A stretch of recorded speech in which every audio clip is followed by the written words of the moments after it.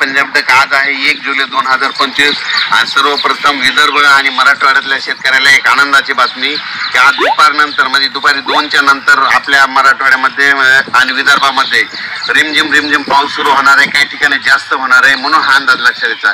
आणि पाहू शकता ही माझ्या शेतामध्ये या ठिकाणी मी माझ्या महाराष्ट्राच्या शेतकऱ्याला अंदाज देत आहे।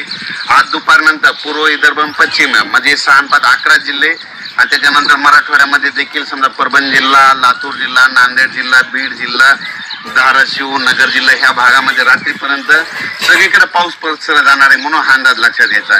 ज्यांना काही काम करायचे असेल तर तुम्ही काही खत ऊसाला टाकायचे असेल तर आज दुपारपर्यंत या पूर्व विदर्भ, पश्चिम विदर्भ, मराठवाड्यातील शेतकऱ्यांनी टाकून घ्यायचे, कारण की दुपारनंतर राज्यामध्ये पाऊस सुरू होणार आहे म्हणून हे अंदाज लक्षात घ्यायचा। 30ला आणखीन वाढणार आहे। मात्र 1, 2, 3ला मग संपूर्ण भागामध्ये तुमच्या नगर जिल्हा, धाराशिव जिल्हा, बीड जिल्हा, लातूर जिल्हा या भागात पाऊस पडलेला दिसेल म्हणून या 4 जिल्ह्यातल्या या शेतकऱ्यांना अंदाज दिला।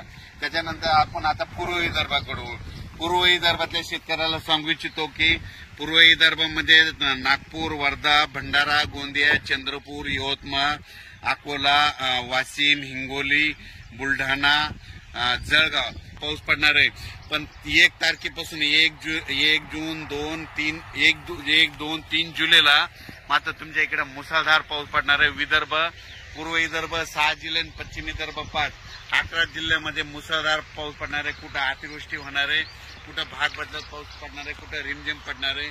पण सांगायचं झालं तर यवतमाळ जिल्ह्यामध्ये खूप जोरात पाऊस पडणार आहे, चंद्रपूरकर देखील खूप पडणार आहे, नागपूरकडे देखील खूप पडणार आहे, अमरावतीकडे जोरात पडणार आहे, अकोल्याकडे जोरात पडणार आहे, वाशिम जिल्हा जोरात राहणार आहे, हिंगोलीकडे राहणार आहे, त्याच्यानंतर अकोला, बुलढाणा जास्त राहणार आहे, जळगाव जामोद घाटाच्या खाली जास्त राहणार आहे, जळगावला जास्त राहणार आहे।